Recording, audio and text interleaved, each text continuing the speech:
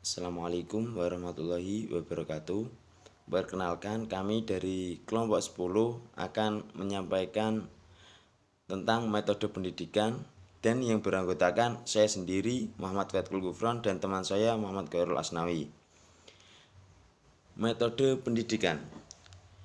Metodologi secara bahasa berasal dari bahasa Yunani, yaitu metodos yang bermakna cara atau jalan, dan dari kata logos yang bermakna ilmu. Makna metodologi secara istilah adalah ilmu mengenai beberapa cara atau jalan yang ditempuh untuk sampai ke tujuan. Sedangkan pengertian metode menurut Kamus Besar Bahasa Indonesia adalah cara kerja yang bersistem untuk memudahkan pelaksanaan kegiatan guna mencapai tujuan yang ditentukan. Jadi definisi metode adalah adanya urutan kerja yang terencana dan sistematis dan merupakan hasil eksperimen ilmiah guna mencapai tujuan yang telah direncanakan. Pendidikan adalah suatu usaha yang terencana dalam proses belajar mengajar. Sedangkan pendidikan Islam merupakan usaha yang sistematis untuk membentuk manusia yang bersikap, berpikir, bertindak sesuai dengan ketentuan-ketentuan yang telah digariskan oleh agama Islam untuk keselamatan, kebahagiaan di dunia maupun di akhirat. Dapat disimpulkan, metodologi pendidikan Islam adalah jalan yang dapat ditempuh pendidik untuk memudahkan dalam membentuk pribadi muslim yang berkepribadian Islam sesuai dengan ketentuan Al-Quran dan Al-Hadis. Kita lanjut ke tafsir. Tafsir surat Al-Baqarah ayat 231.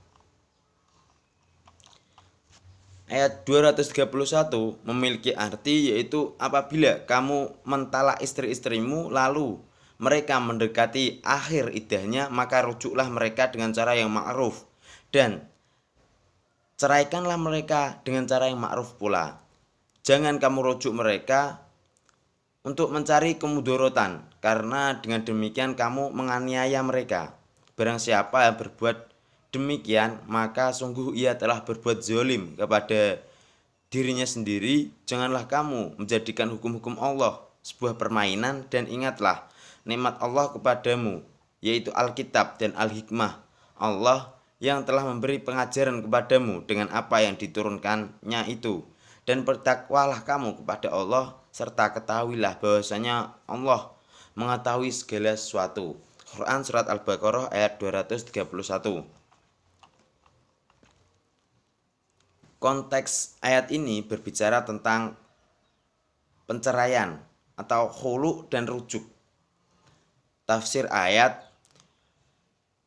Dalam ayat ini Allah Subhanahu wa taala memerintahkan hambanya yang beriman apabila mereka menceraikan istrinya pada masa akhir iddahnya, apabila dia masih suka di akhir masa iddahnya, hendaklah dia merujuknya dengan cara yang bagus, dengan cara yang ma'ruf kalau menghendaki untuk rujuk. Atau apabila ingin menceraikannya atau melepaskannya tanpa rujuknya dengan cara yang ma'ruf pula, dengan cara yang bagus pula.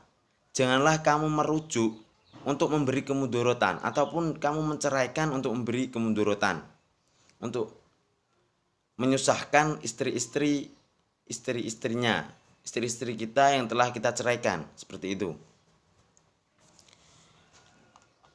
Janganlah kita memberi kesusahan kepada mereka yang telah kita ceraikan, atau untuk kita rujuk tapi kita memberi kemudorotan.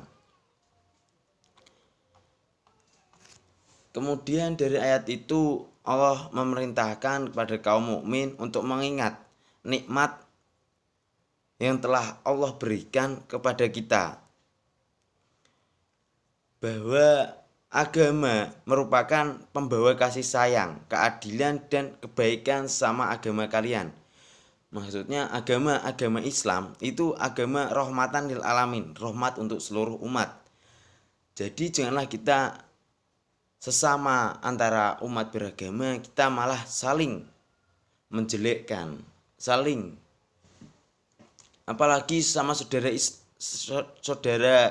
Islam kita tidak boleh saling menjelek-jelekkan antara satu dengan yang lainnya. Kemudian Allah juga memerintahkan untuk mereka yang bertakwa dan mengabarkan kepada Allah bahwa Allah berhak untuk kita bertakwa kepadanya karena Dia Maha mengetahui segala sesuatu. Tidak ada yang tersembunyi dari Allah apa yang mereka lakukan. Maka hendaklah mereka berhati-hati, jangan sampai Allah melihat sedang melakukan maksiat atau meninggalkan perintahnya. Berdasarkan ayat tersebut, metode pendidikan yang dapat diambil adalah bahwa ayat tersebut sangat tidak mencintai pertikaian ataupun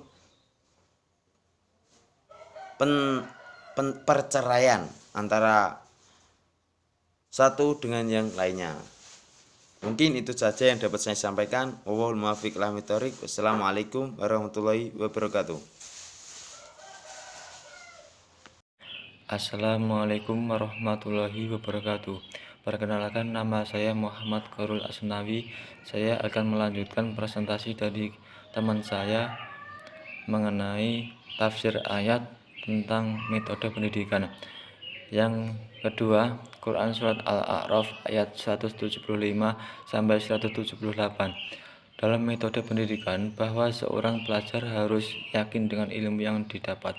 Jangan teriming-iming oleh gemerlapnya dunia, karena hal tersebut akan membawa seorang pelajar dalam kesesatan. Diambil dari kisah tentang seorang alim dan cendekia dari Bani Israel yang bernama Ba'lam Ba'urah. Yang ketiga, Quran Surat Hud ayat 46 sampai 47. Pada ayat ini diterangkan anggapan Nabi Nuh alaihissalam terhadap teguran Allah yang berisi penolakan atas permohonannya agar anaknya Kanan diselamatkan dari topan. Demikianlah setelah Nabi Nuh alaihissalam mengetahui dari Allah Subhanahu wa taala hakikat anaknya itu, maka ia memohon ampunan kepadanya tentang kehilafan dan kesalahan dalam memohonkan sesuatu yang tidak pada tempatnya. Yang keempat, Quran Surat An-Nahl ayat 125 sampai 128. Serulah manusia kepada jalan Tuhanmu yang lurus, yang di dalamnya mengandung ilmu yang bermanfaat dan amal yang soleh. Metode pendidikan, bahwa seorang guru dalam memberikan pelajaran harus memberikan sesuai dengan kriteria yang dimiliki oleh seorang pelajar dengan menggunakan yang pertama, metode hikmah, mendahulukan yang terpenting dan memperhatikan keadaan yang mad'u atau orang yang didakwai. Yang kelima, Quran Surat Ar-Rahman ayat 1 sampai 4. Pada surah Ar-Rahman ayat 1 sampai 4 ditegaskan di sini bahwa yang menjadi subjek pendidikan adalah seorang manusia yang merupakan makhluk ciptaan Allah yang paling sempurna karena diberikan olehnya sesuatu yang tidak ia berikan kepada makhluk ciptaannya yang lain, yang yakni akal yang mengangkat derajat manusia, sehingga manusialah yang berhak menjadi subjek pendidikan. Baik, dalam metode pendidikan, bahwa seorang pelajar harus mempunyai sifat kasih sayang terhadap sesama dalam mencari ilmu dan menyampaikannya dengan lemah lembut sebagaimana yang diajarkan oleh Rasulullah SAW. Sekian presentasi dari kami, ada kurang lebihnya mohon maaf. Wassalamualaikum warahmatullahi wabarakatuh.